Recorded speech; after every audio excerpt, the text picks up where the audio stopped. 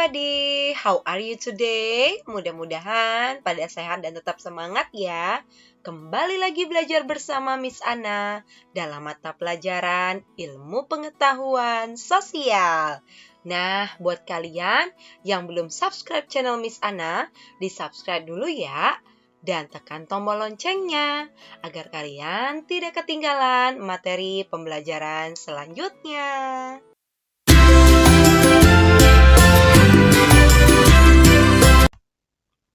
Seperti biasa nih, silakan persiapkan dahulu ya alat tulis kalian seperti pensil, pena, dan stabilo. Perhatikan juga handout yang sudah kalian download ya, yaitu mobilitas sosial.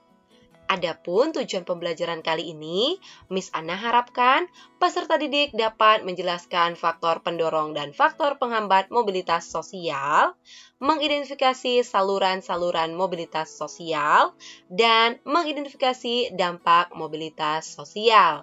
Setelah kita pelajari pada video sebelumnya, pengertian dan bentuk-bentuk mobilitas sosial, kira-kira apa ya faktor yang mendorong terjadinya mobilitas sosial? Nah, faktor pertama yaitu struktural, kedua individu, ketiga sosial, keempat ekonomi, kelima politik, dan keenam kemudahan dalam akses pendidikan. Mari kita bahas satu-satu yuk. Faktor pertama yaitu faktor struktural. Coba kalian perhatikan gambar yang ada pada layar kalian ya. Siapa yang tidak mengenal tokoh-tokoh di gambar ini?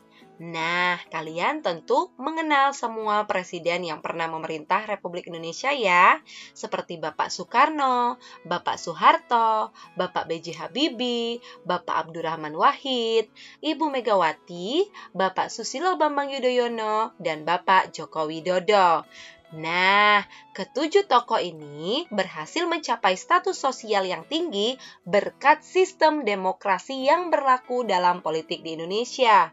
Dengan sistem demokrasi, setiap WNI dapat mencapai status sosial berupa jabatan politik yang tinggi. Kedudukan yang tinggi bukan lagi didasarkan pada keturunan loh, tetapi pada kemampuan hingga kemudian dipercaya menjadi pemimpin. Rakyat biasa sebagaimana ketujuh tokoh tersebut menjadi presiden bukan karena mereka keturunan presiden, tetapi dipilih oleh rakyat. Nah, hal ini tentu berbeda dengan sistem pemerintahan kerajaan, di mana pengganti raja adalah keturunan sang raja itu sendiri. Paham ya faktor struktural? Faktor yang kedua yaitu faktor individu. Setiap individu memiliki perbedaan dalam hal sikap, pengetahuan, dan keterampilan.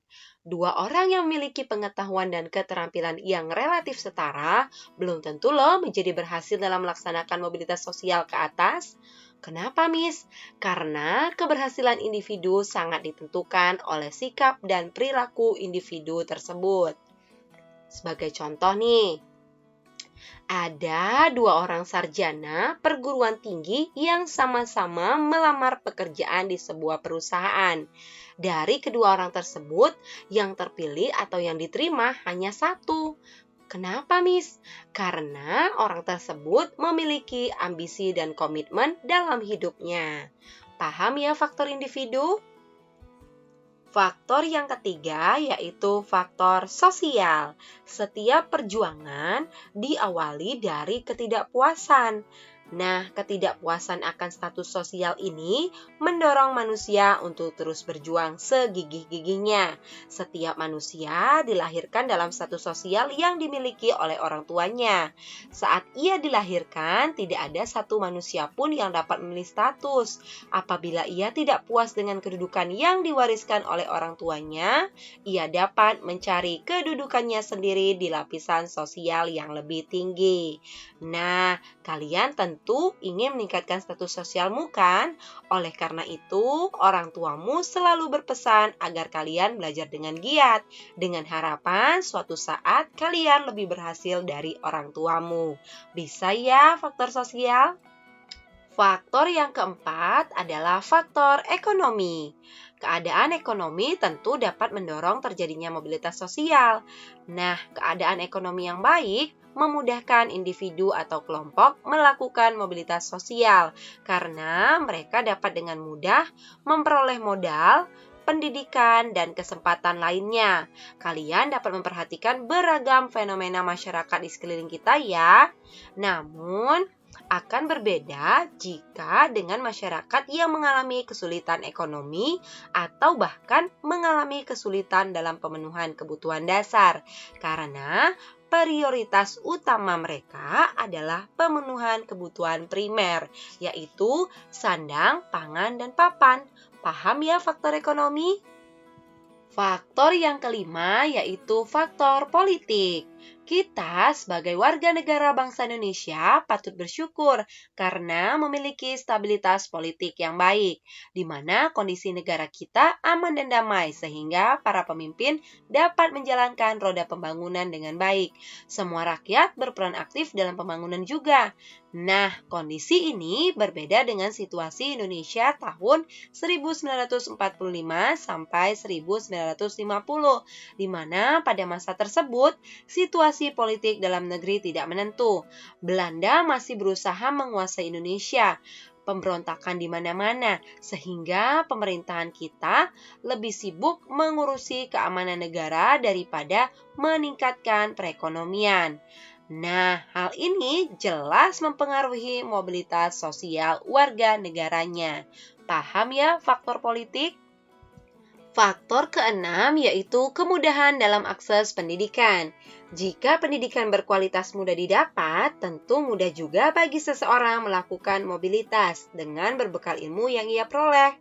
Sebaliknya, kesulitan dalam akses pendidikan yang bermutu menjadikan orang menjalani pendidikan yang tak bagus, serta sulit untuk mengubah status karena kurangnya penguasaan ilmu pengetahuan. Nah, pada zaman penjajahan, pendidikan sulit didapatkan bangsa Indonesia loh. Akibatnya masyarakat terkungkung dalam kebodohan. Jangankan mengembangkan ilmu pengetahuan dan teknologi, membaca saja sebagian besar rakyat Indonesia tidak bisa. Penduduk Indonesia yang dapat membaca dan menulis pada akhir masa penjajahan Jepang tidak lebih dari 10%.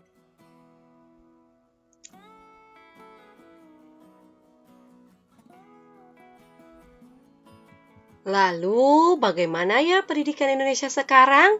Kalian patut bersyukur karena rakyat Indonesia memiliki kesempatan yang sama dalam akses pendidikan. Apabila kalian menginginkan pendidikan setinggi-tingginya, negara telah menyediakan berbagai kemudahan. Untuk pendidikan SD dan SMP, negara kita telah membebaskan biaya dasar pendidikan. Walaupun demikian, tentu bukan pendidikan gratis ya. Sebab kalau ingin mutu sekolah semakin baik, tentu diperlukan biaya yang tinggi juga. Untuk pendidikan tingkat menengah, beberapa daerah juga telah membebaskan biaya pendidikan. Nah, apabila masih terjadi kesulitan, pemerintah dan swasta memberikan banyak beasiswa. Bagaimana dengan pendidikan di perguruan tinggi, Miss? Tenang, ada berbagai beasiswa yang diberikan kepada mahasiswa berprestasi dan mahasiswa miskin selama menempuh pendidikan. Pemerintah juga menyediakan beasiswa yang diberikan saat mendaftar di perguruan tinggi. Beasiswa yang diluncurkan pada masa Bapak Presiden Susilo Bambang Yudhoyono diberi nama Bidik Misi atau biaya pendidikan mahasiswa miskin berprestasi. Apabila kalian berasal dari keluarga kurang mampu, kalian dapat mendaftarkan diri di perguruan tinggi dengan dukungan beasiswa Bidik Misi ya. Semua biaya kuliah dan biaya hidup selama studi akan ditanggung oleh negara. Nah, jadi tidak ada alasan lagi ya untuk kalian tidak sekolah. Baiklah, sekarang kita membahas faktor-faktor yang menghambat mobilitas sosial. Faktor penghambat mobilitas sosial terdiri dari dua, yaitu kemiskinan dan diskriminasi. Yuk kita bahas satu-satu. Mengapa kemiskinan dapat menjadi penghambat mobilitas sosial? Karena bagi masyarakat miskin, untuk mencapai status sosial tertentu merupakan hal yang sangat sulit. Salah satu penyebab kemiskinan adalah pendidikan yang rendah. Masyarakat yang berpendidikan rendah berpengaruh terhadap kualitas sumber daya manusia. Akibatnya, tingkat kemudahan untuk mendapatkan pekerjaan terbatas. Paham ya faktor kemiskinan? Faktor yang kedua adalah diskriminasi. Diskriminasi berarti pembedaan perilaku karena alasan perbedaan bangsa, suku, ras, agama, dan golongan. Pada masa penjajahan terjadi diskriminasi pemerintah Hindia Belanda terhadap masyarakat keturunan Eropa dan masyarakat Indonesia. Dalam memperoleh pendidikan, masyarakat Indonesia disediakan sekolah yang kualitasnya berbeda dengan sekolah-sekolah untuk orang-orang Eropa. Hal ini tentu mempersulit mobilitas sosial rakyat Indonesia. Paham ya faktor diskriminasi? Nah, itulah faktor pendorong dan faktor penghambat mobilitas sosial. Lalu, bagaimana ya caranya agar mobilitas sosial itu terjadi?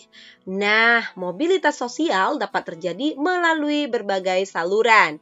Saluran-saluran tersebut antara lain, yang pertama melalui pendidikan, yang kedua organisasi politik, yang ketiga organisasi ekonomi, yang keempat organisasi profesi.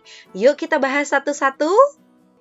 Saluran yang pertama yaitu pendidikan. Lembaga-lembaga pendidikan pada umumnya merupakan saluran yang konkret atau nyata dari mobilitas vertikal ke atas, bahkan dianggap sebagai social elevator atau perangkat yang mengangkat seseorang dari kedudukan yang rendah ke kedudukan yang lebih tinggi. Pendidikan memberikan kesempatan pada setiap orang untuk mendapatkan kedudukan yang lebih tinggi. Contohnya, seorang anak dari keluarga miskin mengenyam sekolah sampai jenjang perguruan tinggi. Setelah lulus, ia memiliki pengetahuan dagang dan menggunakan pengetahuannya itu untuk berusaha. Setelah ia berhasil menjadi pedagang, secara otomatis status sosialnya juga meningkat. Paham ya saluran pendidikan? Saluran kedua yaitu organisasi politik. Banyak contoh orang yang meniti perjuangan karir di organisasi politik dari tingkat rendah sampai tingkat tinggi. Contohnya Presiden Republik Indonesia pertama kita, yaitu Bapak Insinyur Soekarno. Ketika mendirikan Partai Nasional Indonesia, Bapak Soekarno tidak memiliki jabatan di pemerintahan. Namun, melalui perjuangan politiknya, Bapak Soekarno semakin dikenal rakyat dan penjajah. Pada saat kemerdekaan, Bapak Soekarno dipilih menjadi Presiden Republik Indonesia. Seorang anggota partai politik yang profesional dan punya dedikasi tinggi, kemungkinan besar akan cepat mendapatkan status yang semakin tinggi dalam partainya, sampai akhirnya menjadi anggota Dewan Legislatif. Paham ya saluran organisasi politik? Saluran yang ketiga yaitu organisasi ekonomi. Organisasi yang bergerak antara lain di bidang perusahaan ataupun jasa, umumnya memberikan kesempatan seluas-luasnya bagi seseorang untuk mencapai mobilitas vertikal. Organisasi ekonomi ini antara lain koperasi dan badan usaha. Nah, apakah di sekolahmu memiliki koperasi? Kira-kira apa ya tujuan didirikan koperasi? Tentu untuk mensejahterakan anggotanya. Karena itu, koperasi akan melayani kebutuhan anggotanya. Koperasi sekolah tentu akan mengutamakan pelayanan terhadap para peserta didik. Demikian juga halnya dengan koperasi pasar, koperasi petani, koperasi nelayan, dan lain-lain. Melalui organisasi koperasi, kesejahteraan anggota dapat diperjuangkan. Dengan demikian, keberhasilan perjuangan koperasi mencerminkan keberhasilan perjuangan anggota-anggotanya. Paham ya saluran organisasi ekonomi? Saluran yang keempat yaitu organisasi profesi. Dapat kalian lihat ya pada layar, merupakan contoh organisasi profesi yang dapat dijadikan saluran mobilitas vertikal, yaitu PGRI Persatuan Guru Republik Indonesia, IDI Ikatan Dokter Indonesia, HIPMI yaitu Himpunan Pengusaha Muda Indonesia, dan masih banyak lagi organisasi profesi lainnya ya. Nah, kira-kira bagaimana ya organisasi profesi dapat menjadi sarana saluran mobilitas vertikal? Jawabannya adalah karena organisasi profesi merupakan himpunan orang-orang yang memiliki profesi yang sama, sehingga mereka akan lebih kompak dan kuat memperjuangkan profesinya. Contoh nih, organisasi profesi guru Persatuan Republik Indonesia merupakan salah satu sarana perjuangan para guru dalam bidang pendidikan dan kesejahteraan guru. Selain memperjuangkan pendidikan di Indonesia, PGRI juga memperjuangkan peningkatan kesejahteraan guru. Perjuangan PGRI tentu diperhatikan oleh pemerintah Indonesia, sehingga kesejahteraan guru di Indonesia terus mengalami peningkatan. Paham ya bagaimana saluran organisasi profesi? Nah, itulah keempat saluran-saluran mobilitas sosial. Lalu, apa saja ya dampak terjadinya mobilitas sosial? Apabila semua mobilitas sosial bersifat ke atas, tentu semua orang akan senang kan? Tetapi selalu ada 3 kemungkinan mobilitas ya, ke atas, ke bawah, dan ke samping. Oleh karena itu, mobilitas sosial ada yang bersifat positif dan ada yang bersifat negatif. Nah, dampak positif mobilitas sosial ada 3. Yang pertama, mendorong seseorang untuk lebih maju. Yang kedua, mempercepat tingkat perubahan sosial. Yang ketiga, meningkatkan integrasi sosial. Kita bahas satu-satu yuk. Dampak positif yang pertama yaitu mendorong seseorang untuk lebih maju. Dengan terbukanya kesempatan untuk pindah dari strata ke strata yang lain, menimbulkan motivasi yang tinggi pada diri seseorang untuk maju di berbagai bidang. Kalian tentu dapat membedakan ya kondisi Indonesia sebelum dan sesudah kemerdekaan. Pada masa penjajahan, banyak rakyat kecil yang tidak memiliki cita-cita menjadi camat, bupati, atau gubernur. Hal ini karena tidak adanya kesempatan untuk itu. Lalu bagaimana dengan sekarang ya? Tentunya banyak rakyat kecil kemudian berhasil menjadi pemimpin di berbagai bidang. Bisa ya? Dampak positif yang kedua yaitu mempercepat tingkat perubahan sosial. Mobilitas sosial akan lebih mempercepat tingkat perubahan sosial masyarakat ke arah yang lebih baik. Contohnya, Indonesia sedang mengalami perubahan dari masyarakat agraris ke masyarakat industri. Perubahan ini akan lebih cepat terjadi jika didukung oleh sumber daya manusia yang berkualitas. Hal ini berarti perlu peningkatan kualitas pendidikan. Nah, keberhasilan mobilitas sosial di Indonesia membuat orang Indonesia memiliki kedudukan terhormat. Cerdik cendekia yang semakin banyak secara langsung mendorong terjadinya perubahan sosial budaya masyarakat. Perubahan yang mudah dilihat misalnya pada masyarakat desa. Penduduk yang berhasil melakukan mobilitas sosial biasanya akan mempengaruhi teman-teman atau masyarakat lainnya. Hal ini secara langsung akan mendorong terjadinya perubahan sosial budaya di desa tersebut. Penduduk yang sebagian besar berpendidikan rendah, kemudian berpendidikan tinggi, akan berpengaruh terhadap gaya hidup dan mata pencaharian mereka. Paham ya? Dampak positif yang ketiga yaitu meningkatkan integrasi sosial. Terjadinya mobilitas sosial dalam suatu masyarakat dapat meningkatkan integrasi sosial. Contohnya ketika ia akan menyesuaikan diri dengan gaya hidup, nilai-nilai dan norma-norma yang dianut oleh kelompok orang dengan status sosial yang baru, sehingga terciptanya integrasi sosial. Perubahan sosial yang terjadi pada suatu masyarakat tentu akan mendapat respon yang berbeda dari masyarakat lainnya. Respon tersebut dapat berupa tentangan, namun juga dapat berupa penerimaan. Penerimaan pengaruh yang diakibatkan mobilitas sosial tentu merupakan salah satu contoh terjadinya integrasi dalam masyarakat. Paham ya? Nah, itulah ketiga dampak positif mobilitas sosial. Kemudian, dampak negatif mobilitas sosial. Dampak negatif mobilitas sosial ada 2, terjadinya konflik dan gangguan psikologis. Kita bahas satu-satu yuk. Nah, dampak negatif yang pertama yaitu terjadinya konflik. Mobilitas sosial merupakan salah satu perjuangan manusia dan kelompok sosial untuk mencapai posisi sosial yang semakin tinggi. Dalam hal ini, sangat wajar ya kalau kemudian timbul persaingan yang kerap juga memicu konflik. Dalam perjalanan kehidupan manusia, persaingan tidak dapat dihindarkan. Persaingan selalu muncul dengan berbagai kategorinya. Bahkan persaingan bisa menjelma menjadi konflik. Perjuangan bangsa Indonesia untuk memperoleh kemerdekaan mendapat tantangan luar biasa dari para penjajah. Konflik ini tidak dapat dihindarkan, bahkan sampai terjadi perang. Sebagai contoh kecil, perjuangan karyawan bawahan di suatu perusahaan untuk mencapai kedudukan yang lebih tinggi tentu akan menghadapi persaingan dari karyawan lain. Bahkan dapat pula berhadapan dengan atasan yang takut kedudukannya digeser. Paham ya? Dampak negatif yang kedua yaitu gangguan psikologis. Seseorang yang memiliki jabatan kadang khawatir kehilangan jabatannya. Bahkan pada saat jabatan yang dimiliki sudah lepas, kadang ia tidak rela melepaskan jabatan tersebut. Banyak orang yang setelah kehilangan jabatan, baik karena diganti maupun karena sudah selesai masa tugasnya atau pensiun, menjadi mudah gelisah. Hal tersebut akan membahayakan diri sendiri karena stres yang berkepanjangan akan melahirkan berbagai penyakit psikis dan fisik lainnya. Contohnya, darah tinggi, asam lambung, insomnia merupakan penyakit yang salah satunya disebabkan oleh gangguan psikologis. Sudah paham ya?